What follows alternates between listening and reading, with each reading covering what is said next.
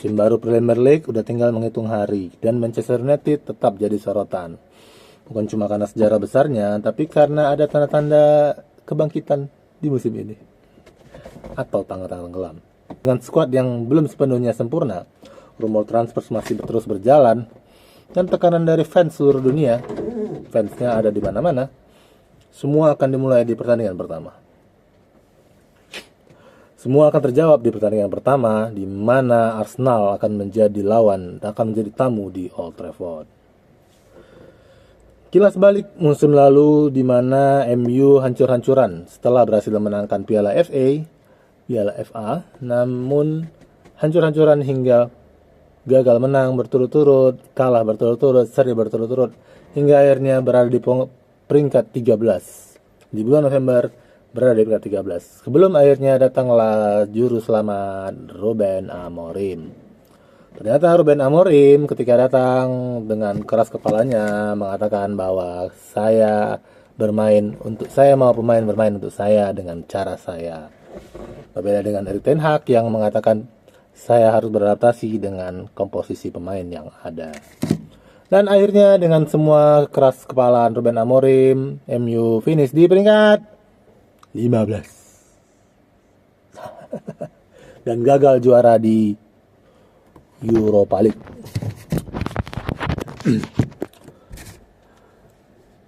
Di pramusim, baru-baru ini kan pramusim kita nonton ya, pramusim di Premier League Summer Series, kita nonton di mungkin sebagian ada yang nonton di Malaysia, ada yang nonton di Hong Kong, ada juga yang nonton di Swedia lawan Leeds. Di situ terlihat jelas pemain-pemain yang menjadi rencananya atau pemain-pemain yang tidak masuk rencananya Mr. Ruben Amorim. Ya, kayak pemain seperti Alejandro Garnacho, kayak Sancho, Rashford itu tidak masuk. Dan akhirnya memang Rashford keluar. Beruntungnya keluarnya itu ke Barcelona. Dan sepertinya bakal nyetel di sana. Oke, kita kembali ke MU. Ruben Amorim sudah mengatakan bahwa pemain-pemain inilah yang akan jadi masuk dalam rencana saya. Pemain inilah yang akan membawa perubahan ke Manchester United. Itu juga yang membuat dia masih menginginkan beberapa pemain lagi, khususnya di gelandang dan goalkeeper. Itulah maksud di mana ada rumor Baleba dan Donnarumma. Tapi Benjamin Sesko datang membawa harapan untuk lini depan. Tapi kita semua tahu bagaimana ketika Rasmus Højlund datang, semua juga berkata seperti itu. Ini adalah jawaban untuk semua masalah di lini depan Manchester United. Sebelum akhirnya menjadi seperti musim lalu.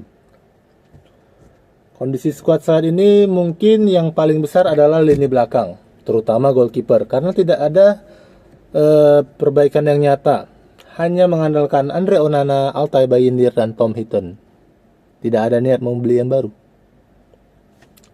Emil Martinez, Donnarumma, atau Dean Henderson, tapi kayaknya nggak mau lagi. Dean Henderson kayaknya nggak mau balik lagi. Jadi awal musim kita akan menghadapi jadwal yang sangat-sangat padat. 1 bulan pertama itu kita langsung menghadapi Arsenal dan Manchester City. Di 1 bulan pertama. Mantap kan? Mantap lah. Jadi sebagai orang yang ngerti, realistis saja lah. Kalau bisa dapat peringkat Liga Champion udah paten. Jangan berharap juara. Mungkin berharap juaranya di kompetisi lain, di FA atau di Carabao. Karena dihitung juga juara. Oke ya. Musim baru selalu membawa harapan baru, tapi untuk Manchester United musim ini lebih dari sekedar harapan. Karena ini soal membuktikan apakah MU itu masih layak diperhitungkan di perebutan gelar juara Liga Inggris atau dihitung sebagai penggembira seperti Tottenham pada musim-musim sebelumnya. Menurut kalian MU akan finish di peringkat berapa?